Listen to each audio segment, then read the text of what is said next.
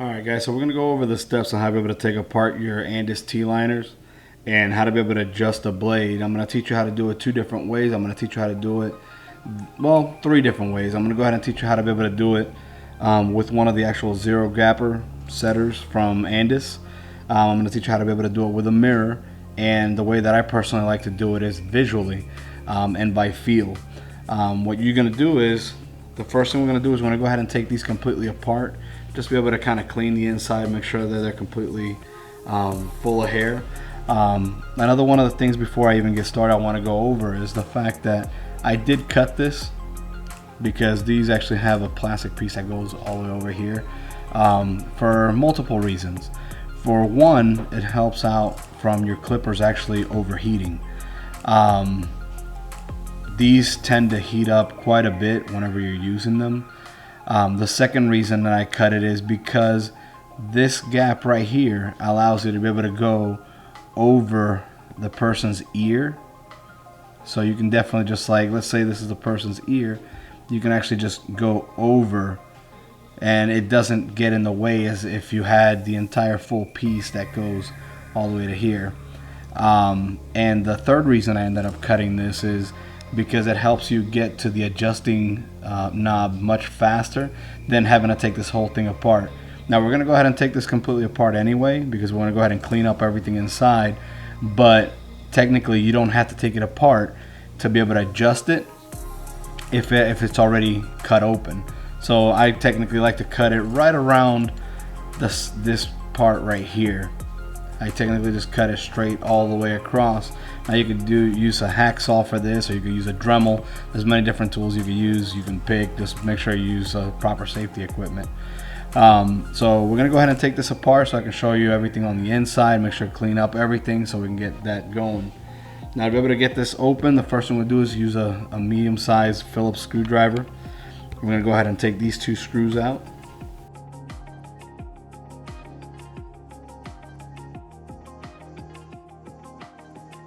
So we're gonna go ahead and take these, open it up. Now if you can see, I usually clean mine not too often, so this is actually really clean as it is. But we're still gonna go ahead and just go in here with a brush and just go ahead and just clean everything up. Now one thing that I kind of forgot to mention is, like always, make sure that everything is unplugged. You don't ever want to have these plugged in where you're messing with the inside electrical, because that is high voltage just going through these things. So let's go ahead and just, with the normal brush, let's go ahead and get this cleaned out. Alright, so now that we got everything cleaned up with a brush, we're going to go ahead and put everything back together. So you basically want to get all the corrosion or anything that you might have inside of here, any hair that might be somewhere where it shouldn't be. So you want to get all the cables and everything tucked back in. You don't want to pinch any cables when you're putting this back together. But let's go ahead and put this back on. Get these two screws put back in.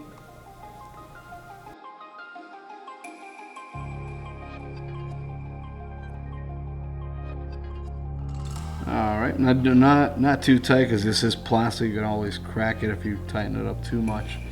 Alright, so now we're going to go ahead and take apart the blade. So with the blade, I'm going to take these completely apart, and I'll be able to show you how to be able to zero gap and how to be able to set it with the Andis zero gapper and without. Now they say zero gapper, but I don't recommend you to ever zero gap them completely, because you can cut someone when the cutting blade is sticking out further than the still blade. Alright, so with a medium-sized Phillips, let's go ahead and take these two screws out right here, and that'll pull the blade completely off.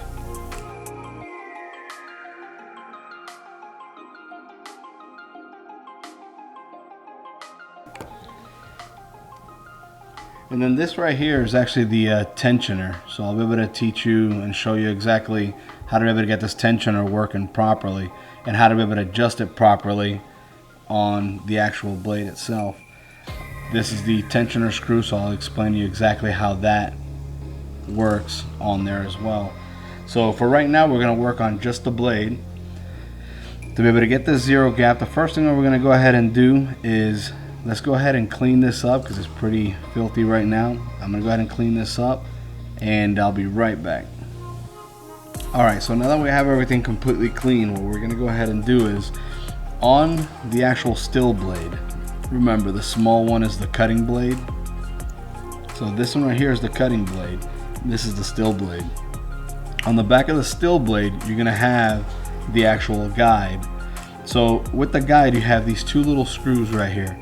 And these two little screws basically are what helps adjust everything. I'm gonna go ahead and loosen those up so you can see how I'm able to move around the blade.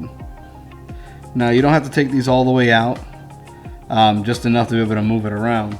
And I'm gonna go ahead and put the cutting blade back on so that you can see how with that plastic loose I can actually move around the cutting blade.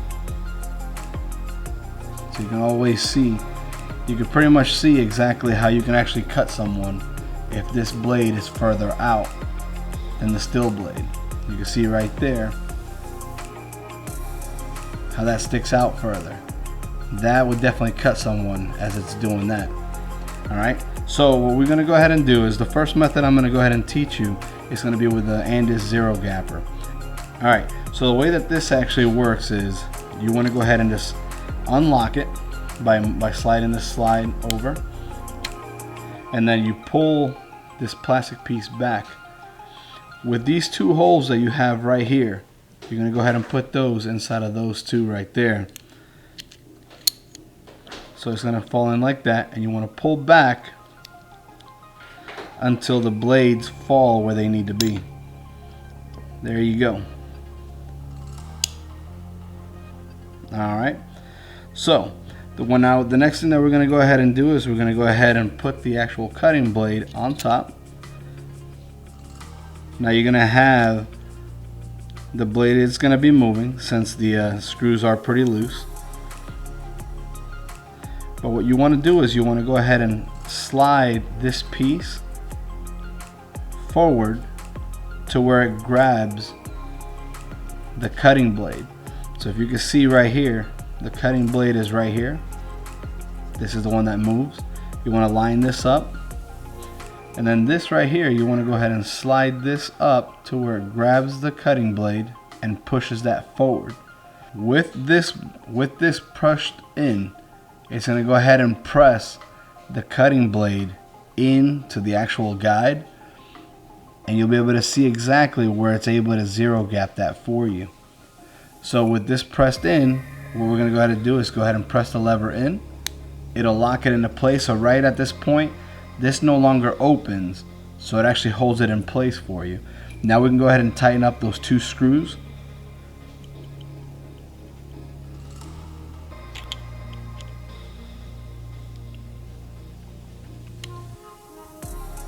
Alright, now once these two screws are tight, then we basically already have the zero gapper already set.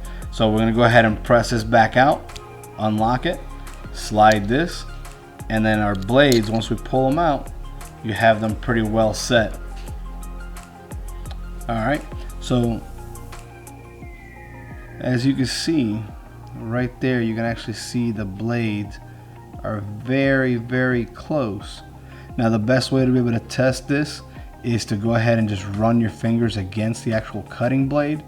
You shouldn't feel any type of snagging or any type of if you can feel your fingers grabbing onto the blade, then you might want to just maybe retry that, redo it. Me personally, I like to do my blades by eye and by feel. So I technically like to basically set them up against something dark in the background, kind of like that. And what I like to be able to do is actually see them myself exactly where or how they're set, and be able to feel them and kind of move them manually. The next step that I'm actually going to teach you how to be able to adjust your blades. A lot of people know how to do the blades with these. Now if you don't have the money to be able to afford one of these adjusting tools, that's no problem. We can go ahead and show you how to be able to get the blades adjusted using a mirror. What you want to do is you want to go ahead and just loosen the two screws back again. And what you want to do is you're going to go ahead and put the still blade on the mirror and slide the cutting blade into the mirror. Alright, so right there, they're pretty much zero gapped. Now, right there, it also means that it's probably going to end up cutting someone. All right, and then what you want to basically do is you can see where you put them like that, and you want to lean this at an angle into the cutting blade. What that's going to do is the mirror is going to end up pushing the cutting blade a little bit back just by tilting that angle. So you want to go ahead and put them both evenly, and you want to lean this forward just a little bit, not too much, because if you go too much then you're just going to have a big gap and you're not going to have it close like you want it. So you're going to basically put it down on the mirror, lean it forward a little bit, and you're going to go ahead and hold the cutting and the steel blade, and then you want to go ahead and tighten that up. There you go. Tighten up the other screw as well.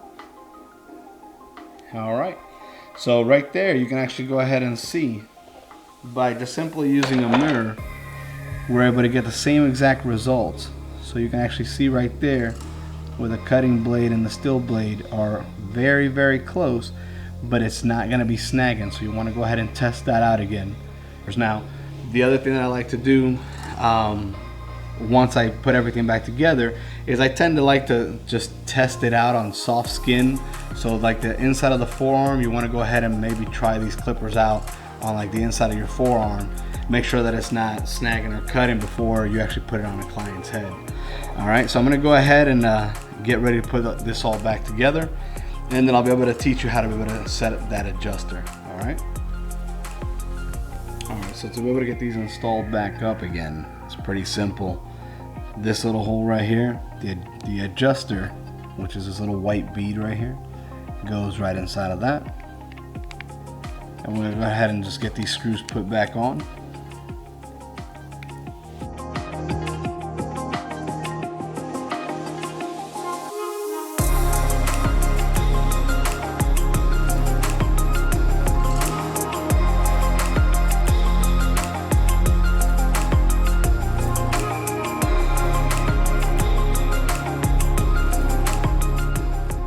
Alright, so now that we have this completely done, I want to make sure the blades, nothing has moved, because at this point if something has moved you got to take it completely apart and just redo it again. But you make sure that these blades are not cutting. And now we're going to go ahead and do the adjusting knob. Now this is the adjuster right here. This is the tensioner spring. So what we're going to go ahead and do is we're going to go ahead and loosen up all the way this knob right here. You're going to see that the tension is going to start bringing this little valve right here. This is going to start pushing forward. What we want to do is get that completely popped out. Alright, so right there the actual tensioner is pretty loose. You can see that there's a gap right there. And we're going to go ahead and just get maybe a flat head and just pop this out. Now you see that I'm actually popping it out right there, and it's not doing anything, meaning that my tension is pretty bad right there. So what we want to do is we want to go ahead and just lift this up. Alright, so now that we have everything put back together and we have the tensioner a little loose, what we're going to go ahead and do now is we're going to go ahead and start tightening that until we have a little bit more than a quarter moon right here. So we're going to go ahead and start tightening this up, and I'll be able to show you in a second exactly what I mean. I'm going to go ahead and start tightening that. It's going to be pulling that tensioner back and right around there. So if you see here, you'll be able to see there's a little half moon right here. Not a half moon, but about a quarter moon. So you want to be able to tighten that up. So right there I'm probably going to tighten it up just a little bit more. And the more you tighten it, you'll start seeing that opens up a little bit more. I'm going to loosen that up, because that's probably about how much tension I want on that. Alright, so now that we have that set up, your clippers are pretty much ready to go. We're going to want to make sure that you check, make sure that it's not biting, that there's nothing that can cut the client. So now we're going to go ahead and connect it, power it up, make sure everything's running smooth, and then we're going to go ahead and hit it with a blade wash and make sure everything's nice and clean. I'll teach you how to be able to do the blade wash in a second. Alright, now to be able to do the blade wash, you want to go ahead and just fill this up. You don't have to fill it up too much, but you want to go ahead and just use the Andis blade care. And what we're going to go ahead and do is we want to go ahead and sink these clippers evenly into the water. You don't want to put just the nose. You want to just lay them down inside of the fluid. So this is basically an oil cleaner, rust preventative. It does a little bit of everything. So you want to go ahead and turn it on. And while it's on, we're going to go ahead and just sink it in evenly. And we're going to go ahead and just hold it underneath the fluid probably for about a good 30 seconds, 40 seconds. It just making sure everything is clean and lubricated. Alright. So at this point everything should be pretty clean. Go ahead and pull it out. Pull it down at an angle so all the gravity will just be able to help you drain everything out of it. Keep it turned on, get all the fluid as much as you can out of it.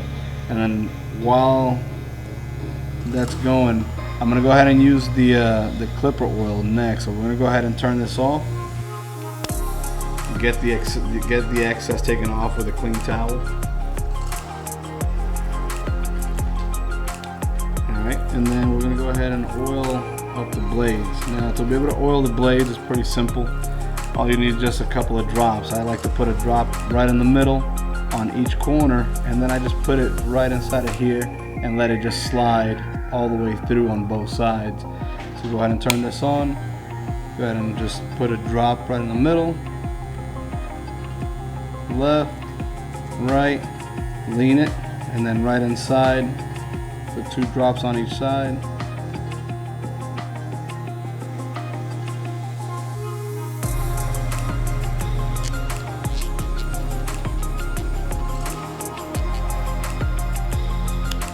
Pretty much all set. At this point you can just go ahead and just get rid of some of the excess oil that you just put on there and use the Andis Cool Care to be able to get that cleaned up and disinfected.